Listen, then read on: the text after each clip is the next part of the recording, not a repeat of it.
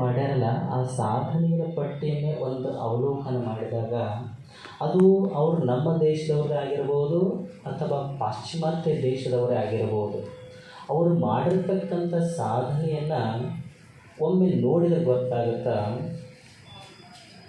ಏನು ಈ ಸಾಧನೆ ಆತಲ್ಲ, ಈ ಸಾಧನೆ ಎಂದೋ ಒಂದು ದಿವಸ ರಾತ್ರೋರಾತ್ರಿ ಎಂದೋ ರಾತ್ರೋರಾತ್ರಿ ಆಗಿತ್ತೇನ ಸಾಧನೆ. ಒಂದು ರಾತ್ರಿ ಸಾಧನೆ ಆಗಕ್ಕೆ ಸಾಧ್ಯ ಐತೆ ಏನಾದ್ರಿ? ಅಕಸ್ಮಾತ್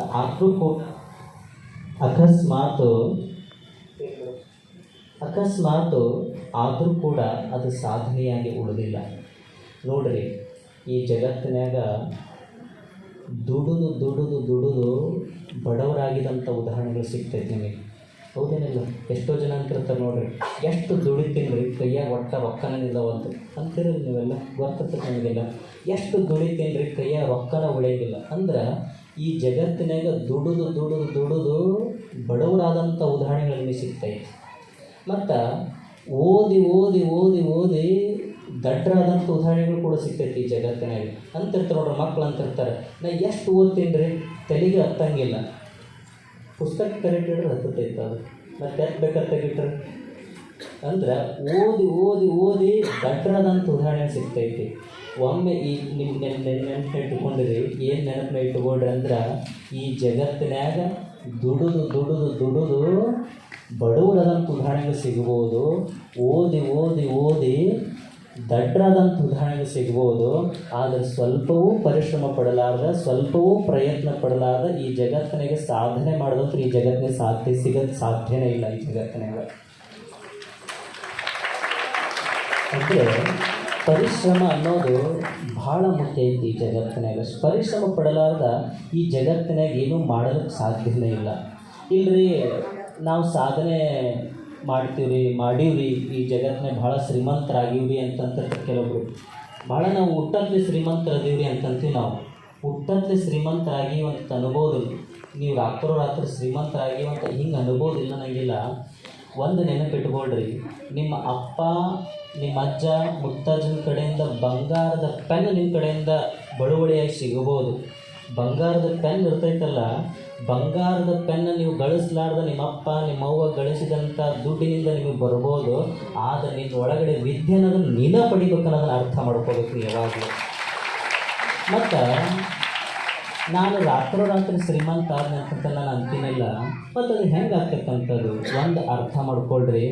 ನಮ್ಮಪ್ಪ ನಮ್ಮ ಅಜ್ಜ ನಮ್ಮ ಮುತ್ತಜ್ಜ ಮಾಡಿಟ್ಟಿರ್ತಕ್ಕಂಥ ಆಸ್ತಿಯನ್ನು ನಾನು ಉಣ್ಣಕತ್ತೀನಿ, ಆ ರೊಕ್ಕನೇ ನಾನು ಬದುಕಕತ್ತೀನಿ ಅಂದ್ರೆ ನಾನು ಏನು ತಿಳ್ಕೊಬೇಕಂದ್ರೆ, ನಿನ್ನೆ ಮೊನ್ನೆ ಮಾಡಿರ್ತಕ್ಕಂಥ ಯಾರೋ ಮಾಡಿರ್ತಕ್ಕಂಥ ಅಡುಗೆ ಇರ್ತೈತಿ, ಅನ್ನ ಇರ್ತೈತಿ. ಆ ಅನ್ನವನ್ನು ತಂಗಳದನ್ನು ಊಟ ಮಾಡಿದಂಗೆ, ಅಪ್ಪ ಅಮ್ಮ ಗಳಿಸಿದಂಥ ದುಡ್ಡನ್ನು ಆದರೆ ನಾನು ಮಜಾ ಮಸ್ತಿ ಮಾಡಕತ್ತೇನಂದ್ರೆ ಏನಂತ ಅರ್ಥ? ತಂಗಳದನ್ನು ಊಟ ಮಾಡಿದಂಗೆ. ಮತ್ತು ಇನ್ನೊಬ್ಬರಿಗೆ ಅಧರ್ಮದಿಂದ ಕಳ್ಳತನ ಮಾಡಿ, ಮೋಸ ಮಾಡಿ, ವಂಚನೆ ಮಾಡಿ ನಾ ಆ ದುಡ್ಡಿನೇ ಬದುಕಕತ್ತೀನಂದ್ರೆ ಇನ್ನೊಬ್ರು ಎಂಜಲ ಊಟ ಮಾಡಿದಂಗೆ. ಗೊತ್ತಾಯ್ತು? ನಾನು ಇನ್ನೊಬ್ರ ಅಪ್ಪ ಅಮ್ಮ ಗಳಿಸಿದಂಥ ದುಡ್ಡಿನೇ ಬದುಕಕತ್ತೀನಂತಂದ್ರೆ ತಂಗಳದ ಊಟ ಮಾಡಿದಂಗೆ. ಮತ್ತು ಇನ್ನೊಬ್ರು ಕಳ್ಳತನ ಮಾಡಿ, ಮೋಸ ಮಾಡಿ, ವಂಚನೆ ಮಾಡಿ ನಾ ಬದುಕಕತ್ತೀನಿ, ಉಣ್ಣಕತ್ತೀನಿ ಅಂತಂದ್ರೆ ಎಂಜಲ ಉಂಡಂಗೆ. ಯಾವಾಗ ನಿನ್ನ ಸ್ವಂತ ಪರಿಶ್ರಮದಿಂದ, ಸ್ವಂತ ದುಡ್ಡು ಹಣದಿಂದ ನೀವು ಉಣ್ತಿಲ್ಲ, ಅದು ಭೃಷ್ಟಾನ್ನ ಭೋಜನ ಊಟ ಮಾಡ್ದಂಗೆ, ತಾಜಾ ಊಟ ಮಾಡ್ದಂಗೆ. ಈ ಪರಿಶ್ರಮದಿಂದ ಬಂದಂಥ ಬೆವರ ಹನಿ ಇರ್ತೈತಲ್ಲ, ನೀವು ಪರಿಶ್ರಮ ಪಡ್ತಿರ್ತೀರಿ, ಆ ಪರಿಶ್ರಮದ ಬೆವರ ಹನಿಗೆ ಎಷ್ಟು ಶಕ್ತಿ ಇರತಕ್ಕಂಥದ್ದು. ಒಂದು ನೀವು ಉಣ್ತಿಯಲ್ಲ, ದಿನ ಉಣ್ತಿಯಲ್ಲ, ಆ ಅನ್ನವನ್ನು ಕೈಯಾಗಿ ಹಿಡ್ಕೊಂಡು ಅದಕ್ಕೊಮ್ಮೆ ಅವಲೋಕನ ಮಾಡ್ಬೇಕಂತೆ. ಈ ಒಂದು ತುತ್ತು ಅನ್ನ ಬಂದೈತಲ್ಲ, ಎಲ್ಲಿಂದ ಬಂದೈತಪ್ಪ ಇದು ಅವಲೋಕನೆ ಮಾಡಬೇಕು. ಈ ಅನ್ನ ಎಲ್ಲಿಂದ ಬಂದೈತಿ ಮತ್ತು ಹ್ಯಾಂಗೆ ಬಂದೈತಿ ಅನ್ನೋದೊಂದು ಅರ್ಥ ಮಾಡ್ಕೋಬೇಕು.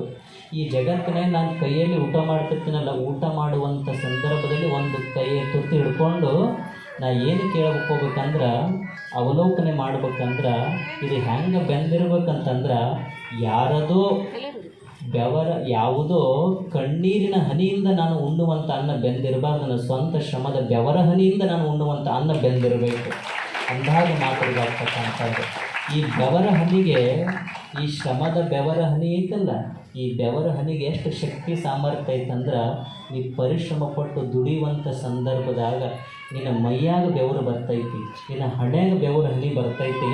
ಈ ಬೆವರ ಹನಿಗೆ ಎಷ್ಟು ಶಕ್ತಿ ಐತಂದ್ರೆ ಆ ಹಣೆಯ ಮೇಲೆ ಬರ್ತಕ್ಕಂಥ ಬೆವರ ಹನಿ ಬ್ರಹ್ಮ ಬರೆದಂಥ ಹಣೆಯ ಬರಹವನ್ನೇ ಬದಲಿಸುವಷ್ಟು ಶಕ್ತಿ ಸಾಮರ್ಥ್ಯ ಬೆವರಿಗೆ ಇರತಕ್ಕಂಥ. ಶ್ರಮ ಪಡಬೇಕಲ್ಲ ಮನುಷ್ಯ, ಶ್ರಮ ಪಡಲಾರ್ದ ಒಂದು ಅರ್ಥ